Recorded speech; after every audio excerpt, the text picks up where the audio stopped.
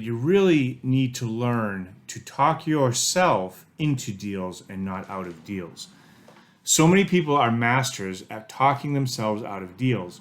So when they say things like, I got to think about it, they're going to use that time inevitably to talk themselves out of the deal.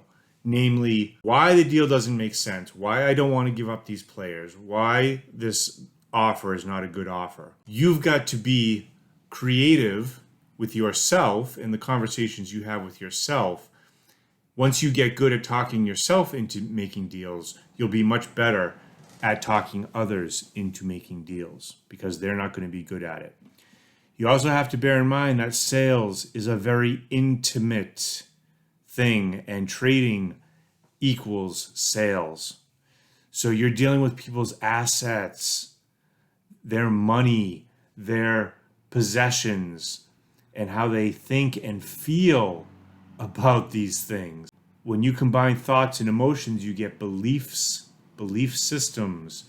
And these belief systems have a heavy sentimental value to people because it was their grandfather, their grandmother, their aunt, their uncle, their mom, their dad that taught them how to think and feel about the things that they own, as well as the people that are trying to get these from them. Which also brings us to something called the poverty mentality, which most people have, which is there's not enough to go around. And so I've got to get everything for me, the most for me, and the least for you. And it breeds stinginess, it breeds greed, and it breeds really lying, cheating, stealing, doing whatever it takes to get what's yours because you don't feel as though there's enough to go around. So you've got to develop an abundant mentality as you look around and you say there's plenty to go around. We just have to figure out a way to distribute it so that everyone benefits. It's key to doing this. Okay, so let's drop down here to the maroon. You always want to give a reason.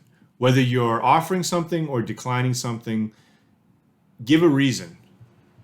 I'm declining because this guy's got a lot of upside. I want to see how it plays out with him. I really had high hopes for this guy. He was on one of my top 5 sleepers for the year, so I'm not eager to part with him. Or, okay, I'm willing to part with these guys, but here's what I would need in return. And so maybe a counter offer would ensue. Start with what makes sense, what's logical, and then you close with emotion. So you've got to lay out, okay, this is going to help you in this way, this is going to help me in this way. This is why it makes sense. And then when you close with emotion, it's just like, this dude's an absolute beast. This guy's a monster. He's going to put up 20 to 30 points for you. This guy's a league winner. Okay? These types of things are necessary. People want to hear these things. So provide them to them. And it's what closes deals. And then finally, don't trip over dollars to make pennies. So maybe the person wants a 3rd round pick or a 2nd round pick, or they want Antonio Gibson, or they want Dalton Schultz thrown in the deal. Somebody that's not going to be a league winner, but maybe it gives them a little extra depth. Maybe you can say, sure, I'll throw him in. Can you add a 4th round pick for that? Okay, don't get hung up on the back end of a deal because you're going to miss out on the top end of the deal, which is usually really, really good players, league winners. Here's some real life negotiations that I have done in my leagues. This is a league that's very trade happy, and so I've made a lot of deals in this league. This was at the beginning of the season. This was right after the draft. I had a surplus of quarterbacks. Waivers had gone through, and we had all put our bids in for waivers. So I had a surplus of quarterbacks. It's a quarterback superflex league, and this guy needed a quarterback. So Underdogs hits me up, and he says, what are you looking for with Cousins on the block? And so I sent him his 1st round pick for next year for Kirk Cousins. He took it. I mean, that's about as easy as it gets. The guy initiated the conversation. We did the deal. Okay, so what about something a little bit more involved? Okay, so there's 2 deals with this guy. I love L strength. I liked dealing with him. So I had put Najee Harris on the block week 2, week 3. So he sent me Kareem Hunt and Chase Edmonds, who I had no real interest in. And then he also sent me a 2024 first, which was not enticing to me. Now, the thing with Najee Harris is that he's a 3-down back, goal line back, catching passes out of the backfield, no competition. That's an RB1 player. He should be putting up 25 points a game. Easy. 25 to 30 points a game. That's what he should, in my mind, that's what an RB1 with that situation should be putting up. And he wasn't even coming close. And I had owned him the previous year, and he hadn't come close to that the previous year. He's putting up RB3 numbers, which is around 10 to 12 points a game. I had this offer out for Amon-Ra St. Brown for Harris straight up. The guy was chewing on it. I said, are you looking for picks or players? He says, you tell me, King. I loved it. And this is a good learning lesson.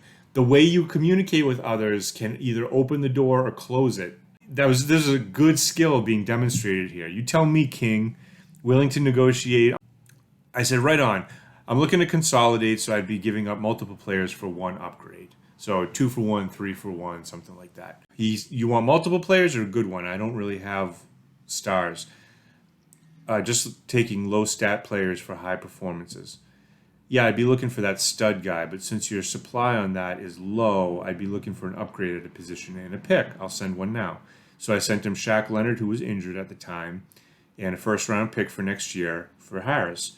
He says, deal. Thank you, King. Right on, bro. Nice one. Thank you, King. Okay. I love dealing with him. Okay, so this was opening up for further future deals, but at the time, you might have thought that I took a discount for Harris, but I saw what was on the horizon, and I'm going to get into what happened in the league after this deal. But we'll do that in another video. So later on, about a couple weeks later, I'm looking for A.J. Brown, which he owns. So I offer Wentz, Lockett, and Hopkins. Now, I had received Hopkins and Lockett. All I had to trade was $7 of free agent budget. So the guy offered it to me, I took it. So I was gifted these two players. Now, Hopkins was injured at the time, and Lockett hadn't gone off. You know, it was kind of a decent opening offer. So then he came back with A.J. Brown for Hopkins and my 2 first-round picks for next year, which I was not willing to give up. And he also owned McLaurin. So I said I was thinking of countering that package, but adding McLaurin. So it would be A.J. Brown and McLaurin for Hopkins and the 2 firsts, which I wasn't really still crazy about, because the obstacle is that I have Evans coming back, Mike Evans, next week, and I'm looking to deal those first for a QB when some teams start looking forward to next year.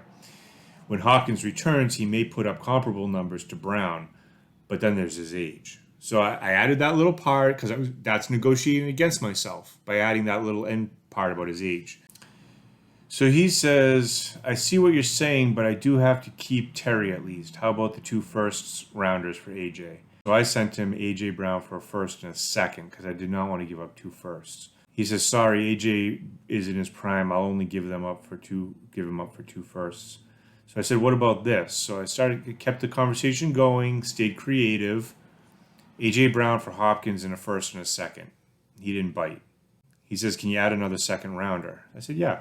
So A.J. Brown for a first rounder and 2 seconds. And I asked, is that right? You bet. Cool. I like dealing with you. It lends itself to future deals, vice versa, bro. So that gives you a couple of examples of how to negotiate with people, and how to get deals done. Join me in the next video where we're going to talk about closing that deal. Thank you. See you in the next one.